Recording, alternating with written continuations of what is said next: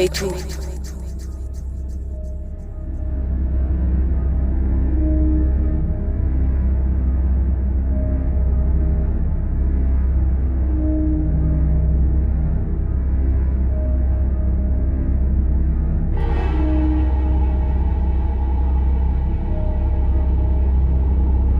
የመርካቶ ገበያና አካባቢው ሁሌም ግርግር አያጣውም። በየቀኑ በርካቶች ሲገበያዩና ሲሸጡ ይውሉበታል። መንገዱን ሞልተው ከላይ ታች የሚተራመሱትም ከመረጡት ዘልቀው ያሻቸውን ያገኙበታል። ግዙፉ የገበያ ስፍራ ሆደ ሰፊና መልከ ብዙ ነው። ቦታውን ለስራ የረገጡ ደክመውና ለፍተው ያተርፉበታል። ያጭበረበሩና የዘረፉ በረቀቀ ስልት ኪሳቸውን ይሞሉበታል።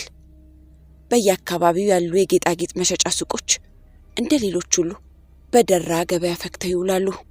በየቀኑ ከነርሱ ቀርቦ የሚገዛና የሚሸጥ ደንበኛን አያጡም። አመዴ ገበያን ይዞ ዙሪያ ገባውን የከበቡ መደብሮች አይነግቡ እንደሆኑ ዓመታትን ዘልቀዋል። ሳምንቱ ሙሉ በገበያ ሲተራመስ የሚከርመው መርካቶ ዕለተ እሁድን ተግ ብሎ ይውላል። በዚህ ቀን በርካቶች በቦታው አይገኙም። አንዳንዶች ግን ሱቃቸውን ከፍተው ደንበኞችን ይቃኛሉ።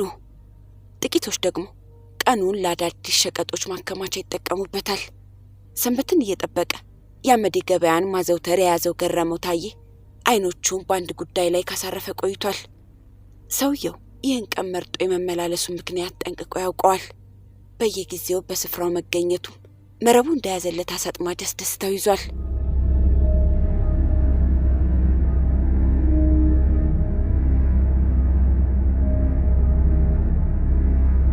አቶ ኪሮስ ግዳይ ከአመዴ ማዞሪያ የወርቅ ቤት ባለቤቶች መሃል አንጋፋው ናቸው።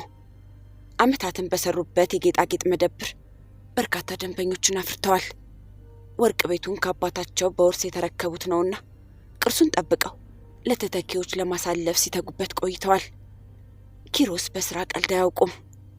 ሌሎች በሚያርፉበት የረፍት ቀን ጭምር ከመደብር እየገቡ አመሻሽተው ይወጣሉ።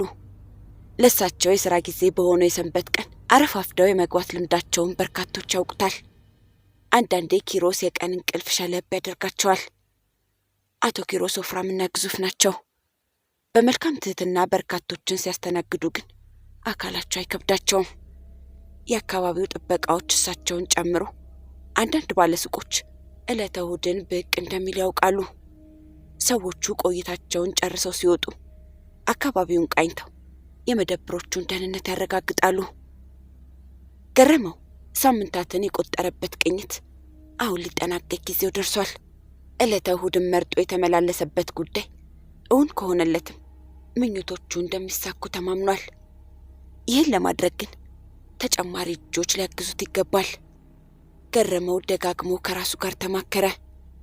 ለመጨረሻው ውሳኔ ከመድረሱ በፊት ሚስጥር ጠባቂና ደፋር አጋዦችን መምረጥ አለበት። እነሱ ከጎኑ ቆመው ጉዳዩን በስልት ከቋጩት የዓመታት ህልም ይፈታል። ይህን እያሰበ ውስጡ በተስፋ ሲመላ ተሰማው። የፊቱ ፈገግታ እንደፈካ የእጅ ስልኩን አነሳ። የመጀመሪያውን ስልክ የደወለው የቅርብ ባልንጀራው ተካልኝ ዘንድ ነበር። ተካልኝ ስልኩን እንዳነሳለት የጉዳዩን ጫፍ አስይዘው እንደነገሩ አማከረው። በሐሳብ እንደተግባቡ በአካል ሊገናኙ ወስነው ተቃጠሩ። ባልንጀራሞቹ ደጋግመው እየተገናኙ በጥልቀት አወሩ። አሁንም ያሰቡትን ዳር ለማድረስ ተጨማሪ ኃይልና ብልሃት ያሻቸዋል። ይህን ሲያውቁ ጠንካራና ብርቱ ያሏቸውን እየመረጡ ለዩ። በመጨረሻ 3 ሰዎችን መልምለው ዳግም ለምክር ተቀመጡ። መኮንን፣ ቢተውና እያሌው ከሁለቱ ባልንጀሮች የቀረበላቸውን ሐሳብ ለመቀበል አላንገራገሩም። እነሱም ቢሆኑ እንደ ሌሎች ባለሀብትና ታዋቂ መሆንን ይሻሉ። ሁሉም ከሀገራቸው ለመውጣት ምክንያታቸው እንጀራን ፍለጋ ነው። ከነሱ መሃል መኮንንና እያሌው በውትድርና ሕይወት አልፈዋል። መኮንን በኢትዮ ኤርትራ ጦርነት የመከላከያ አባል የነበረና ቆይቶም በቦርድ የተሰናበተ ወታደር ነው። ከስንብቱ በኋላ ትውልድ አገሩ ተመልሶ ከ2 ትዳሮችም 5 ልጆችን አፍርቷል። አዲስ አበባ በስራ ፍለጋ ሰበብ ከመጣ በኋላ እንጀራዬ የሚለው መተዳደሪያ ከልቡ ሳይደርስለት ዓመታትን ቆጥሯል። ሁሌም በአንድ ጊዜ መክበር ፍላጎቱ ከውስጡ ጠፍቶ አያውቅም። ቢተው ቀደም ሲል በፖሊስነት የቆየ አባል ነው። በአንድ ወቅት በስራው ላይ በፈጸመው የሥነ ምግባር ግድፈት ከስራ ከተሰናበተ በኋላ በሕገ ወጥ ስራዎቹ ገንዘብ ሲቆጥር ቆይቷል። ቢተው እሱን ጨምሮ አንዳንድ ፖሊሶች ሙያውን ተተግነው የሚሰሩትን ወንጀል ጠንቅቆ ያውቃል። አሁን ለታሰበው እቅድ ይህን ልምዱን ቢተገብር እንደሚያዋጣው ገምቶ ሐሳቡን ለሌሎቹ አጋርቷል። አያሌው የታቀደውን ሁሉ ተቀብሎ ለማጽደቅ የቸኮለ ይመስላል። እሱም ቢሆን አብሮት የቆየው ከእጅ ወደ አፍ ሕይወቱ እንዲቀጥል አይፈልግም። የባልንጀሮቹን ሐሳብ ተቀብሎ ህልሙን እውን እስከሚያደርግ እንቅልፍ አጥቶ ሰንብቷል። ሻንጣና ገመድ አዘጋጅቶ የስልክ ጥሪ ሲጠብቅ ቆይቷል። 5 ሰዎች ሲመክሩ የቆዩበትን ጉዳይ ለመቋጨት ማድረግ ያለባቸውን ድርሻ ለይተዋል። የመረጡት ቀን ዕለተ ሰንበትን እንደመሆኑ የሚኖረው ጭርታ ተመችቷቸዋል። ከታሰበው ደርሰው ያቀዱትን ለመፈጸም በእጅጉ ቸኩለዋል።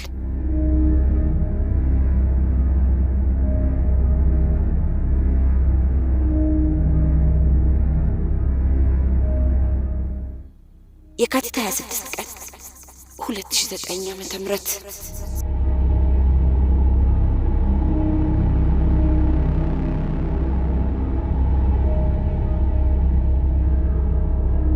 ገና በማለዳዋ አመዴ ማዞሪያ የደረሱት 5 ሰዎች አስቀድመው ባዘጋጁት ስፍራ አረፍ ብለው አካባቢውን መቃኘት ይዘዋል። የገበያ ቀን ባለመሆኑ የተከፈቱ ሱቆችን ብዛም ናቸው። ከወዲያ ወዲህ የሚሉ የጥበቃ ሰራተኞች እንደ ወትሮ ስራቸውን አልዘነጉም። በዓይናቸው እየተያዩ የአንዱን ወርቅ ቤት መከፈት በጉጉት ናፈቁ። እነሱ እንዳሰቡት ሆኖ መደብሩ በቶሎ አልተከፈተም። ሰዓቱ ረፋፍዶ እኩለ ቀን ሲዳረስ አብዛኞቹ ተስፋ ቆርጠው መቁነጥነጥ ጀመሩ።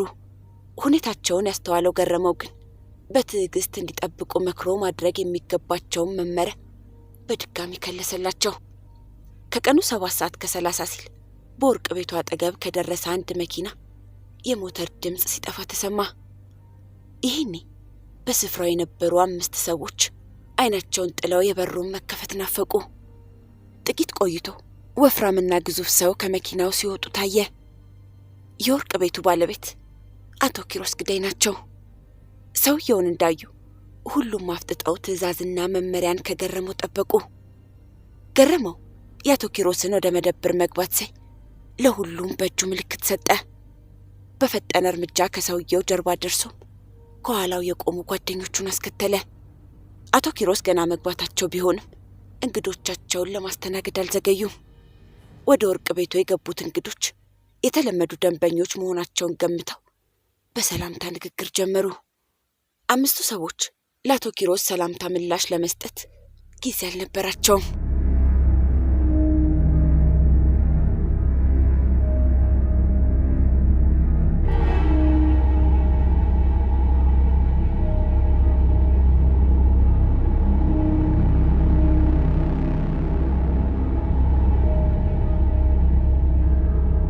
ፊታቸውን ኮስተር አድርገው ስለሳቸው መረጃ ደርሷቸው እንደመጡ ተናገሩ። በዚህ መሃል የቀድሞ ፖሊስ ቢተው መታወቂያውን አውጥቶ ማንነቱን ሊያሳያቸው ሞከረ። ሁሉም በስራቸው ተጠያቂ እንደሚሆኑ እያዋከቡ ግራ አጋቧቸው። ኪሮስ ይህን ሲሰሙ አልደነገጡም። እሳቸው ሕግ አክባሪና ግብር ከፋይ ነጋዴ መሆናቸውን በልበ ሙሉነት ገልጸው ሁሉም ቤቱን ለቀው እንዲወጡላቸው በአግባቡ ጠየቁ። ገረመውና ጓደኞቹ የሰውየውን ሁኔታ ባዩ ጊዜ በክርክር መቀጠል አልፈለጉም። ጠጋ ብለው ገንዘብ እንዲሰጡ አስገደዷቸው። ኪሮስ ይህን ሲሰሙ በንዴት ጦፉ። ከሳቸው ሽራፊ ሳንቲም ማግኘት እንደማይችሉ አስረግጠው ነገሯቸው። ሰዎቹ ይበልጥ ተናደዱ። በድንገት ደርሰው አንገታቸውን አነቋቸው።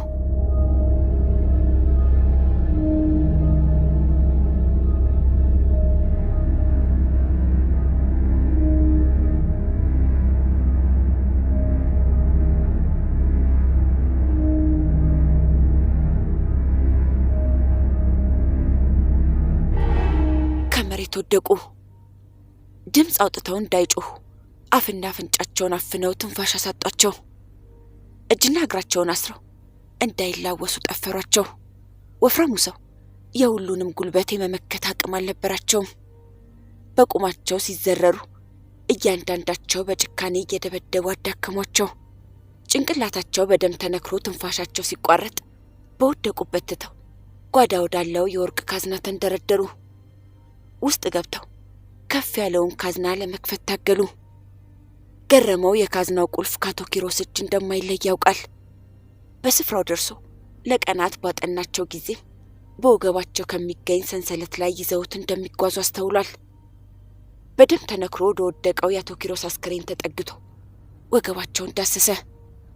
በርከት ብለው ከሚታዩት ቁልፎች መሃል በወጉ የለየውን የካዝና ቁልፍ አውጥቶ በጉጉት ወደሚጠብቁት ጓደኞቹ አመራ። ጓደኞቹ ቁልፉን ከእጁ መንጭቀው ካዝናውን ወለል አድርገው ከፈቱት። ካዝናው እንደተከፈተ ሁሉም ውስጡ ያሉትን ውድ ጌጣጌጦች ለማውጣት ተረባረቡ። እጃቸውን ሰደውም ያቅማቸውን ይዘው ለመውጣት ተሽቀዳደሙ።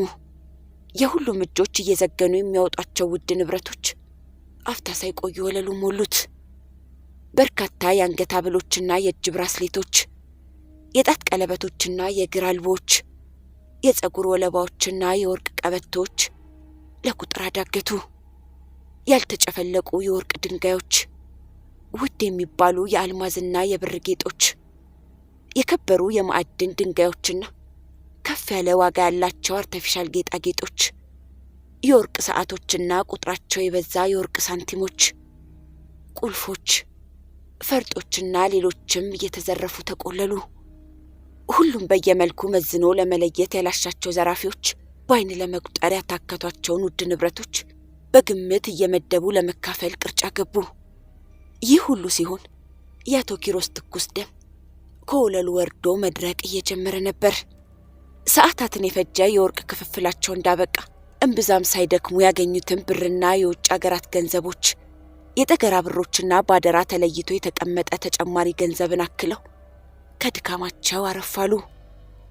አምስቱ ዘራፊዎች ያሰቡትን በስኬት እንዳጠናቀቁ በፈገግታ ሲተያዩ ቆዩ። ምሽቱ ሳይገፋ ከገቡበት መውጣትን አልፈለጉም። ሬሳ ቢያጋድሙ አንዳቸውም የተጸጸቱ አይመስልም። በወርቅ ቤቱ ከወዲያ ወዲህ ሲሉ ቆዩና ሰዓታቸውን ተመለከቱ። ከምሽቱ 3:30 ሆኗል። ሰዎቹ ከዚህ በኋላ መቆየትን አልፈለጉም። በአስቸኳይ ታክሲ ጠሩና የየድርሻቸውን ተሸክመው ከወርቅ ቤቱ ወጡ።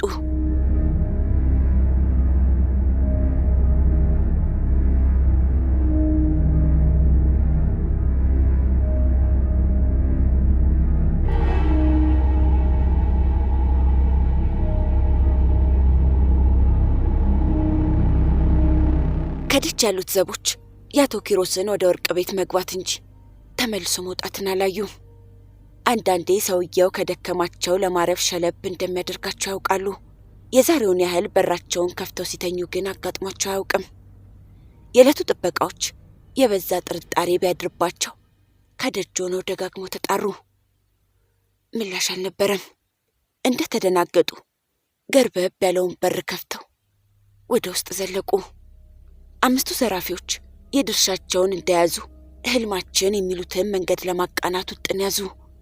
መኮንን በእጁ የገባውን በርከት ያለ ወርቅና ገንዘብ ተሸክሞ ምን እንደሚሰራበት ሲያውጠነጥን ቆየ። ከብዙ ውጣ ውረድ በኋላ የመጣለትን ሐሳብ ለመፈጸም ከውሳኔ ደረሰ። በዕለቱ በጥሬ ገንዘብ ከወሰዱት 465,000 ብር ውስጥ ለጊዜው 93,000 ብር ደርሶታል። ውድ ጌጣጌጦቹን ጨምሮ ከውጭ ሀገራት ገንዘቦች ያገኘው ድርሻ በቀላሉ የማይገመት ሀብት ያካብትለታል። ይህን እያሰበ ሚስቱን ጠርቶ በርከት ያለ ወርቅ ሰጣት። ከሚታወቅ ወርቅ ቤት እያስመዘነች እንድትሸጥና ብሩን ቆጥራ እንድትቀበል አዘዛት። ከየት እንዳመጣ ጠየቀችው።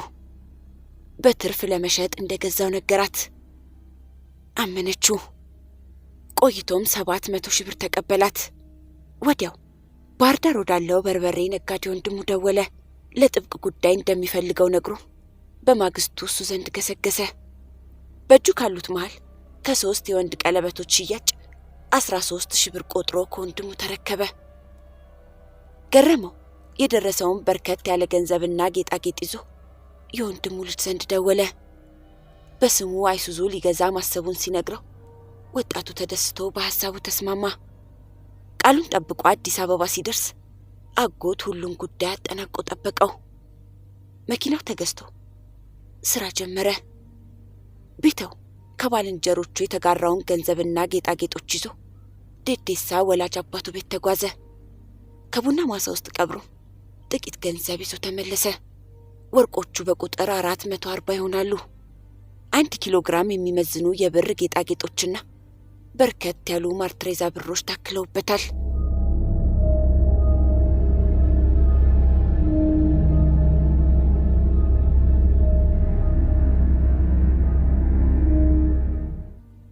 ፖሊስ ወንጀሉ ከተፈጸመበት ቦታ ደርሶ የግለሰቡን በሰዎች መገደልና ግምቱ ከ10 ሚሊዮን ብር በላይ የሚገመት ንብረት መዘረፉን አረጋግጧል።